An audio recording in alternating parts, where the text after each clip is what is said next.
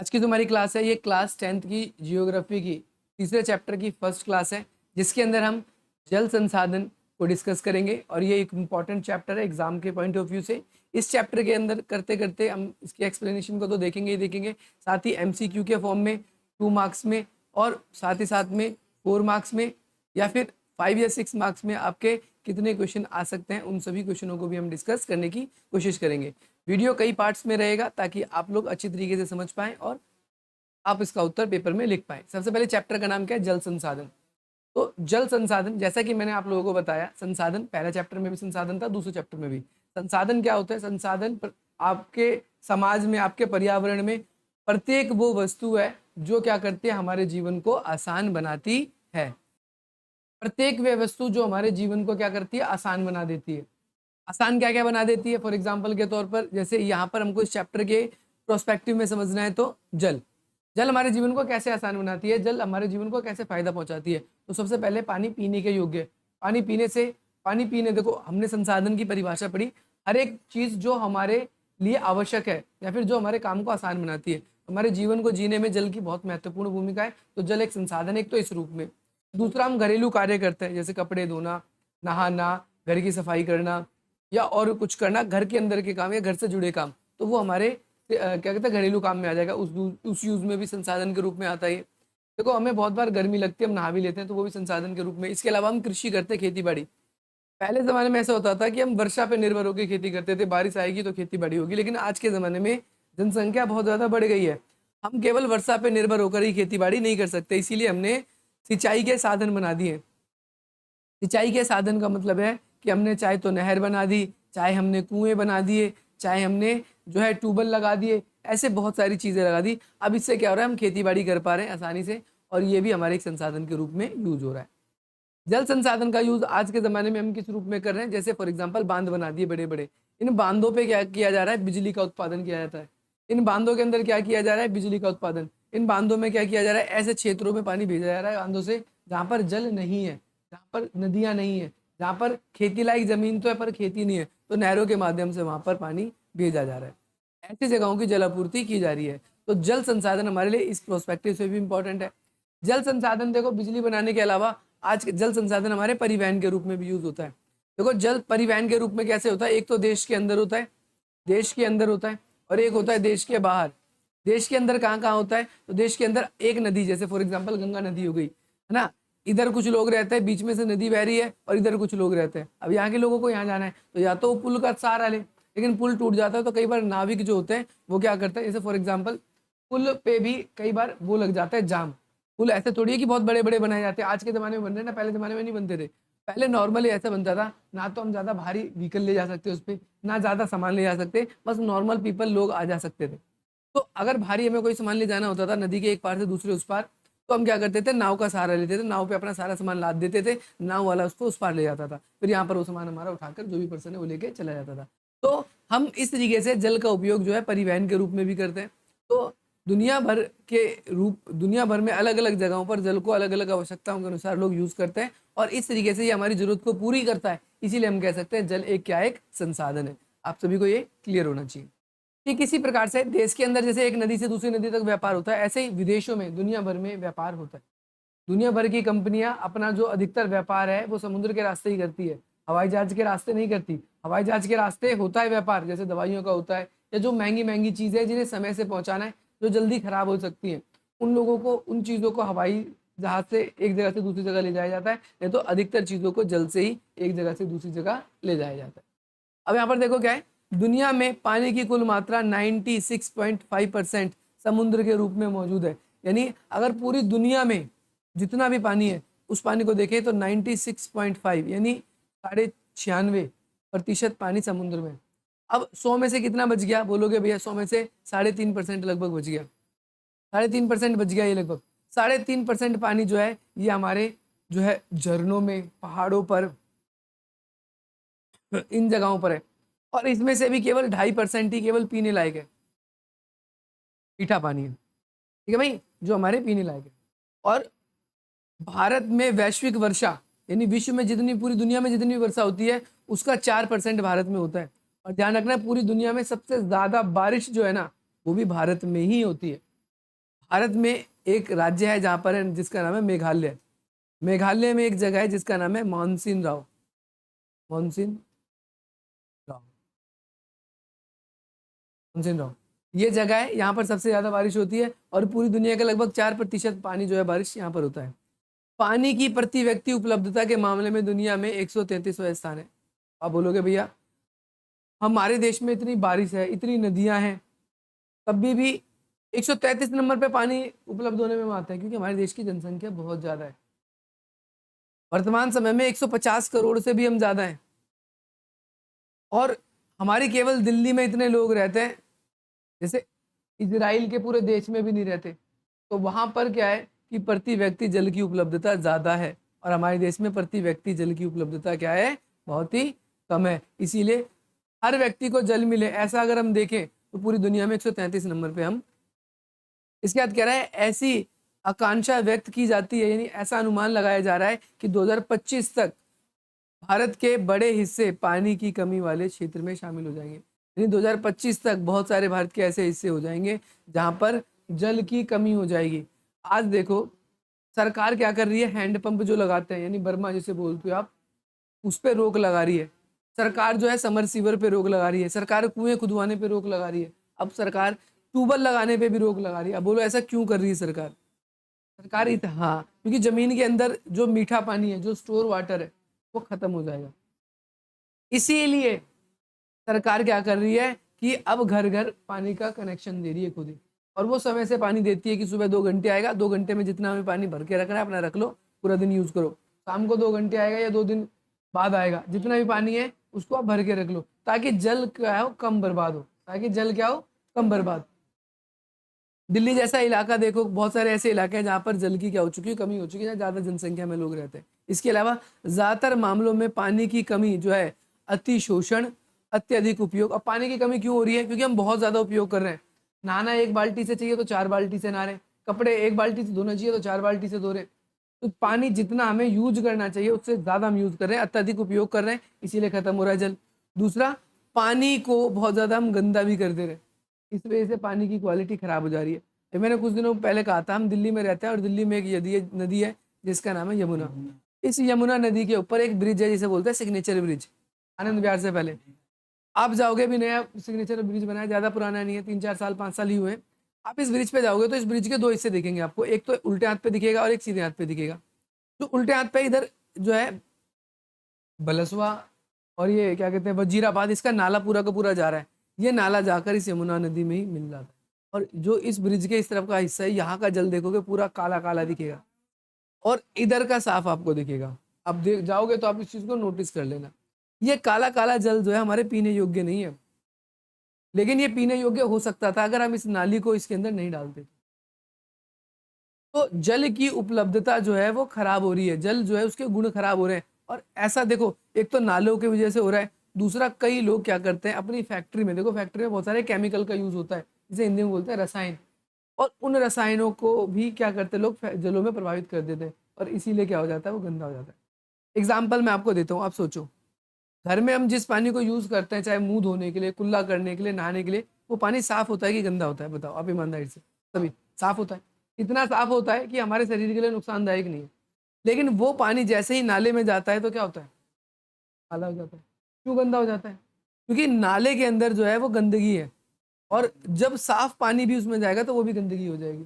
तो ठीक उसी तरीके से जो नाले में पहले से ही गंदगी है, नाला बहकर जब साफ पानी में आएगा तो साफ पानी को भी क्या कर देगा, वो गंदा कर देगा। इस तरीके से जल की गुणवत्ता हमारी क्या होती जा रही है, खराब होती जा रही है। समझ में आई मेरी बात की नहीं आई? अब आज के जमाने में देखो और क्या हो रहा है, सिंचित क्षेत्र। सिंचित क्षेत्र का मतलब वो होता है जिन क्षेत्रों में सिंचाई की जाती है, जिन क्षेत्रों में क्या की जाती है, सिंचाई, जहां सिंचाई की जाती है। देखो क्या कह रहा है, सिंचित क्षेत्र और शुष्क ऋतु। शुष्क ऋतु का मतलब क्या होता है, ऐसा मौसम। शुष्क का मतलब होता है ऐसा मौसम जो शुष्क है, मतलब गर्म है। कैसा है, गर्म। ये बढ़ता जा रहा है आजकल। देखो कल के चैप्टर में आपने सेकंड चैप्टर पढ़ा था तो आपने देखा था कि हर साल 1 डिग्री लगभग तापमान बढ़ रहा है, गर्मी बढ़ रही है। और गर्मी को कम करने के लिए क्या करते हैं हम? आप ही बताओ, पानी ज्यादा पीते हैं, नहाते हैं, पानी का उपयोग करते हैं, तो इसीलिए अब जब जल संसाधन में कमी हो जाएगी तो भाई हम क्या नहीं कर पाएंगे, गर्मी या फिर और जो हमारी समस्या उनसे भी निपट नहीं पाएंगे। तो जल संसाधन की हमें समस्या हो जाएगी। इसके अलावा उद्योगीकरण का मतलब होता है फैक्ट्री, शहरीकरण, इसमें मीठे पानी की बहुत ज्यादा बदतर स्थिति बनती जा रही है।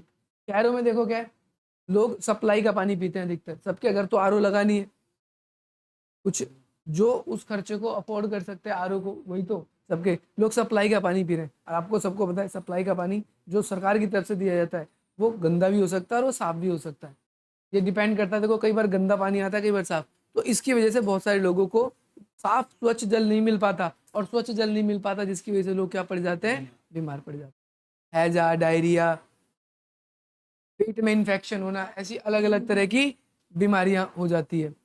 इसके अलावा बहुत जगहों पर ऐसी भी समस्या देखी गई है कि जल निकास की प्रॉब्लम हो जाती है। जल निकास का मतलब है पानी जो है वो बहता बहता नहीं, पानी जो है वो क्या है, नहीं होता, एक जगह जम जाता है, फिर वहां पर मच्छर मक्खी ऐसी चीजें पैदा होती हैं।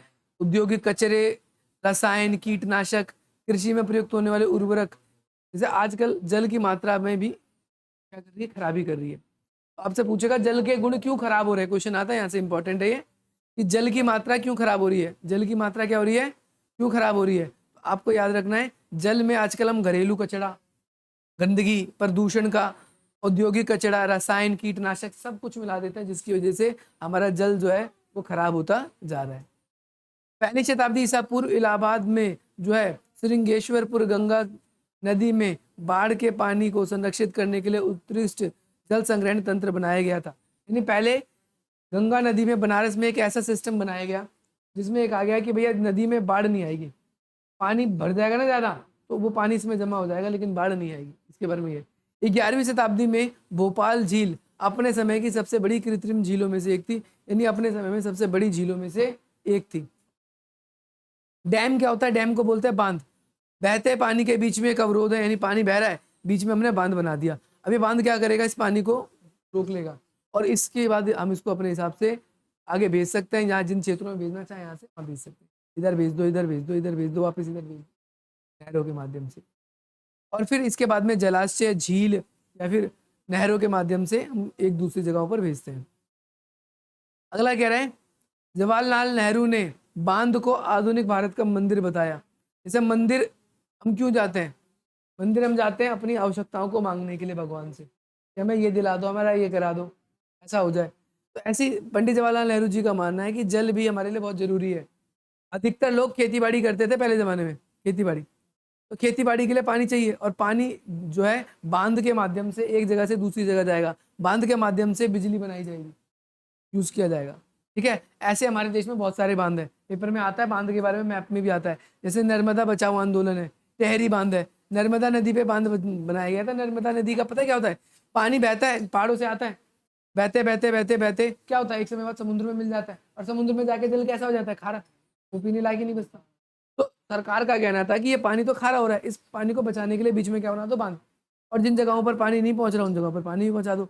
दो फायदे होंगे, एक तो पानी खारा नहीं होगा, दूसरा जिन जगहों पर पानी नहीं पहुंच रहा था वहां भी पानी पहुंच जाएगा, है कि नहीं। तो इस तरीके से अब यहाँ पर बहुत सारे बांध बनाए गए, बहुत सारे क्या किए गए, बांध बनाए। अब पेपर में यहाँ से ये बड़ा क्वेश्चन आता है, बहुत इंपॉर्टेंट है कि बहुउद्देश्य नदी परियोजना, यानी बांध जो बनाते हैं हम वो किसी एक पर्पज के लिए थोड़ी बनाते हैं, बहुत सारे काम बांध इसलिए बनाते हैं ताकि जिन जगहों पर सिंचाई की सुविधा नहीं है वहां पानी पहुंचा दे, सिंचाई हो जाए, बिजली उत्पादन हो सके वहां पर, ज्यादा पानी नदी में ना बढ़े, बाढ़ को रोक सके, और इसके बाद में मछली पालन कर सके हम उसमें। इसके अलावा देश के अंदर पानी ऐसे जगहों पर जब जाएगा, जैसे फॉर एग्जांपल ये है पटना, मान के चलो बिहार की, यहाँ पर क्या बना दिया, बांध बना दिया।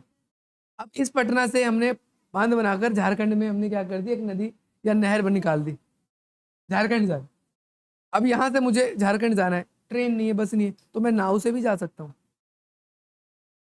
वो तो झारखंड, ठीक है, पहुंचूंगा तो, क्योंकि झारखंड क्योंकि नहर है। अब आप देख लो बादली की नहर, बादली की नहर पे आप जाते हो अपने एरिया में, तो वहां पर कभी कभी तुम देखोगे बादली की नहर पे आपको नाव भी दिखेगी, अगर आप जाओगे, वैसे तो आप जाते नहीं होगे, कभी नोटिस करना, कभी कभी दिखेगी, वो हमेशा नहीं रहेगी नाव उसके अंदर, कभी कभी आपको उसके अंदर नाव दिखेगी। और बहुत से लोग जो हैं उस नाव से पता है क्या करते हैं, अपना सामान भी ले आते हैं। ठीक है, तो ये कई उद्देश्य से, और इसके अलावा नदी का पानी हम फिर फैक्ट्री वगैरह में या उन जगहों के भी लिए भेज सकते हैं।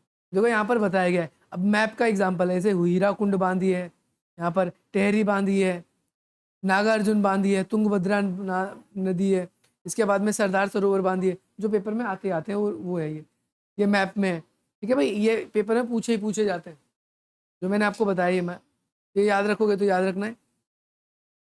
अब आजकल लोग पता है क्या कह रहे हैं भाई ये नदी बांध बंद जो बना रहे हो ना, ये जरूरी नहीं है, इससे बहुत नुकसान भी होता है। एक एग्जाम्पल के तौर पे मैं आपको बता रहा हूँ, मैंने आपको कल लास्ट सेकंड चैप्टर जब पढ़ाया था तो मैंने बताया, जब बांध बनाया जाता है तो लगभग लगभग 20 किलोमीटर से भी बड़े बड़े बांध बनते हैं, उस क्षेत्र को पूरा खाली करवाना पड़ता है। अपना 26 डीडीए, साथ ही साथ में शाहबाद डेरी, रिठाला, सेक्टर 11, 16, पलातपुर, 27, 28, ये सारे क्षेत्र आ जाएंगे इतने बड़े। अब सोचो इतने बड़े लोगों को कहाँ पर भेजा जाएगा, उनका व्यापार, काम, स्कूल, कॉलेजेस जो भी है वो सब छूट जाएंगे। तो बहुत सारे लोग कहते हैं कि जो ये बांध है ये ठीक नहीं होती, लोगों का जो है आवाज छिन जाता है। दूसरी बात, बांध हमेशा कहाँ बनाए जाते हैं, नदी के किनारे, और नदी के किनारे जो होती है जमीन बहुत उपजाऊ होती है, तो वो उपजाऊ जमीन भी छीन लेता है, ये भी इसका नुकसान है। देखो दो नुकसान बता दिए मैंने। तीसरा नुकसान क्या है, बांध एक समय के बाद पुराने हो जाते हैं, जैसे घर ही बनाते हो आप, अभी जब बनाओगे तब तो मजबूत रहेगा, साल, 10 साल, 20 साल, 50 साल, 100 साल, वो एक समय के बाद क्या हो जाता है, कमजोर हो जाता है। और जब वो कमजोर हो जाएगा ना बेटा, जब वो क्या हो जाएगा, कमजोर हो जाएगा, तो टूटने का डर होगा। अब सोचो इतना बड़ा बांध जब वो टूटेगा, कितना पानी होगा उसके अंदर, और गलती से वैसे टूट जाता है, भूकंप से या और चीजों से टूट जाता है, तो वो जितना बड़ा पानी, वो उसके आस पड़ोस जो कॉलोनी और बची होगी उसको भी बहा देगा, उसको भी क्या करेगा, बहा देगा। आपने एक फिल्म देखना, मोहनजोदड़ो फिल्म, ऋतिक रोशन की मोहनजोदड़ो, आखिरी में दिखाया गया एक बांध अगर टूटता है तो वो कैसे, 12th क्लास के अंदर तुम आओगे तो उसका चैप्टर भी है, तब देखते हैं। आप देखोगे तो उस नदी के बांध के टूटने से कैसे पूरी कॉलोनी, पूरी उनकी बस्ती खत्म हो जाती है। तो इस तरीके से हम ये कह सकते हैं कि ये जो नदी परियोजना है ये ठीक काम नहीं होती। कई बार इसमें बिजली बनाई जाती है, तो बिजली बनाई जाती है, लेकिन उस जल को हम जब रोक लेते हैं, एक लंबे बांध में पानी को रोका जाता है लंबे समय तक, और चलता जल जो होता है ना, बहता पानी, वो कभी भी सड़ता नहीं है, उसमें से बदबू नहीं आती, वो साफ रहता है हमेशा। लेकिन जो पानी जब रोक लिया जाता है, जैसे बांध में पानी को रोक लिया जाता है, तो वो हमारे स्वास्थ्य के लिए हानिकारक हो सकता है। कीड़े मकोड़े या फिर कोई पशु पक्षी गिर गया, मर गया, वो हमारे लिए क्या हो सकता है, हानिकारक। और इतने बड़े बांध की एक दिन में तो धुलाई सफाई तो हो सकती है, आप ही बताओ, नहीं होगी ना। तो आप सोच के देखो, आपकी घर की टंकी है, आप घर में टंकी आप सबके होगी, आप कभी उस टंकी को खोल के देखना, आपको ऐसा दिखेगा कि 1 महीने 2 महीने बाद उसमें गंदगी जमने लगेगी, ऐसे बांध में भी जमने लगती है। तो उसी बांध का पानी तो हमें सप्लाई किया जाता है, तो वो हम गंदा पानी ही पीते हैं, लेकिन हमको क्या लगता है वो साफ है। लेकिन अगर देखा जाए तो इतना गंदा भी नहीं और साफ भी नहीं, लोग, मजबूरी है तो भाई पीना ही पड़ेगा, क्या करोगे। एक नुकसान ये भी है कि बांध बनाने के लिए बड़ी जगह चाहिए, उस जगह में जितने भी पेड़ पौधे होंगे वो सब काट दिए जाएंगे, तो हमारे पर्यावरण को भी क्या पहुंचेगा, नुकसान पहुंचेगा, क्योंकि पूरा सीमेंटेड पक्का करा जाता है ताकि पानी लीक ना हो, पानी उधर जाए ना, टूट ना जाए बांध। अब अगला क्वेश्चन आप लोगों से, ये भी बड़ा क्वेश्चन है, लॉन्ग क्वेश्चन है, पेपर में आता है, जल संचय की विधियां। जल संचय का मतलब पानी कैसे हम बचा सकते हैं, तो पानी बचाने के बहुत सारे तरीके हैं। सबसे पहले क्या करेंगे कि हम लोगों ने पश्चिमी हिमालय में गुल और कुल जैसी वाहिकाएं बनाई है, लोगों ने क्या कर रखा है, अपने खुद के तालाब जैसे बना दिए। अब बारिश आएगी या नदियों का जो पानी है वो उसके अंदर जमा हो जाएगा। अब जैसे इंडियन हैकर ने देखा था, तुमने क्या किया था, एक वीडियो देखी इंडियन हैकर की, उसने उनके गांव का जो कुआं था वो बहुत गंदा था, उसको साफ किया और उस पानी को निकाला, उस पानी को निकाल के उन्होंने एक अलग से ही तालाब टाइप का बना दिया, उसमें पशु नहा सकते हैं, दूध, है ना, वो कर सकते हैं। तो हम क्या कर सकते हैं, हम ऐसी गुल टाइप की या कुल टाइप की या फिर तालाब टाइप की हम बना सकते हैं, है ना। पहला काम ये। दूसरा, छत पे जैसे हम एक ढाल बनाकर पाइप लगाकर, जैसे छत का पानी हम निकलते हैं, पाइप को हम क्या कर सकते हैं, पाइप को हम एक क्या कहते हैं, जैसे लोग छठ पूजा करते हैं तो गड्ढा कर लेते हैं, उसमें पानी जमा कर लेते हैं, ऐसे हम गड्ढा करके पशुओं को नहलाने के लिए, गाड़ियों को धोने के लिए, ऐसे करने के लिए हम पानी को क्या कर सकते हैं, स्टोर कर सकते हैं।